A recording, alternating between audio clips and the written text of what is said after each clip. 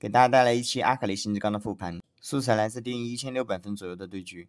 城邦随到了多才多艺，还挺适合新之刚 flex 的。前期抓到奎桑提或者厄斐琉斯的天选，就保底有个新之刚羁绊；后期像杰、阿卡丽、EZ、弗耶哥等带双羁绊的天选，能让我们少上挂件。我们也是运气比较好，在1-4就拿到了奎和琉斯，起手攻速全套大棒，还算能合得出来一把破甲弓，过渡是舒服的。2-1刷掉英勇福袋，在珠光和墓之铭中选择了珠光。其实金珠光在2-1是比较一般的，按大数据应该选墓之铭，但是我是珠光孝子。新之刚 flex 看到通用战力符文一般都是选的，比如殉道者、联合抵抗、了解敌人、施法防御这些。二阶段就是拿了一些1-2飞卡打工换怪。2-6这回合有个30块算合格，可以看到我上了只巴德，二阶段的裸装巴德是不错的单位，单体爆发高，换怪小能手。1费的天选比较好用的有魏、刀锋亚索、拉夫、奎、飞机。拉夫和魏这种带战士装能用到8级启动，3阶段都不用换天选的。第二轮海克斯刷新，这些都拿不太了。刚刚比较容易烂彩，最好的肯定还是珠光，其他的都比较一般。这张财宝和幸运手套里选一个，我选了幸运手套。刚刚的幸运手套还挺不错的，一个幸运手套给前排就保底有了2件防装，约等于一个不破壁垒就保本了。新之刚后续还可能再爆偷偷，对上限提升是有帮助的。选秀拿了张 EZ3-5 开出5新之刚，可以看到我上的卡都很便宜，但换怪能力很强。这个我累积经济提供了帮助，在没有经济海克斯的情况下，一般3-5拉7有个30块算合格。4-1这里野怪爆了这些散件，我按照新之刚的装备表合成了银血、破甲弓、鬼书。这里要做满1个 Z 的装备，明显只能做1套战士的。头盔和板甲给了，全套也不能再等偷偷了，合成无尽。这样银血、破甲、无尽3件装备给2星天选塞满，4阶段的战力就够上9。4-2选海克斯的动作要快，看到能用的就拿，这波时间要用来辩证。这里了解敌人、施法防御、药剂师都可以，法球稍微差一点。拿了了解敌人，新之刚拼多多阵容随便了解。常规节奏就是4-2启动，这波拉巴刚好有30多块。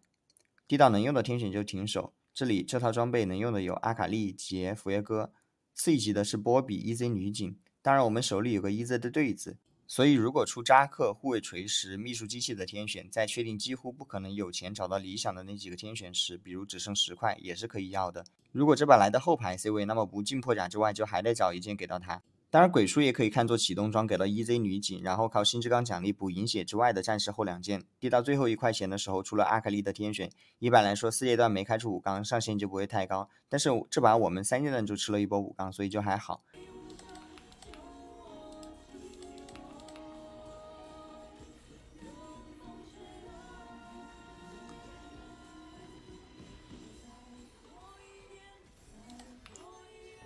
4-3这波146层的钢收出了一个大亨和重铸器，因为幸运偷偷的前排装已经足够，所以连同铁皮的头盔板甲一起敲出了收集者、兵甲和偷偷。只能说主播的重铸器是有说法的。选秀拿到一张落单的大根，4阶段启动后4个回合至少要赢2个回合吧。前期容错保的好的话，这里输一输也没事。我们存钱上9就可以了。看这波打赌波比 EZ 的阿卡丽还算猛的吧。哎呦，这阿卡丽确实离谱哦，生存能力也强。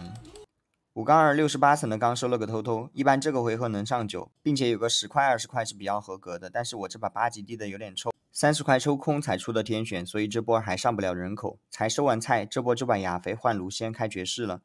这里说一下辩证的方向吧。这把新之刚平台里用了色提、亚肥、EZ 3张卡，亚肥和塞纳开骑射，再加一个艾克就是4真伤。一般如果是采血天选的阿卡丽，艾克、塞纳、奇安娜选一个开2真伤就可以了。如果是真伤天选的阿卡丽，要么像这样开4真伤，要么让他自己2真伤就行。裁决用死格来开，死格有个5杀羁绊，上铁皮和掘墓开个3-5杀。如果有无尽也可以不开裁决，当然这把多才多艺，裁决就没有管他。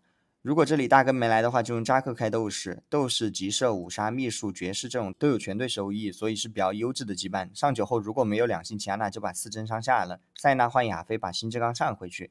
艾克加上9的自由位可以是锤石加掘墓，这样前排就构成了标准的4大金刚及锤石大根掘墓色题。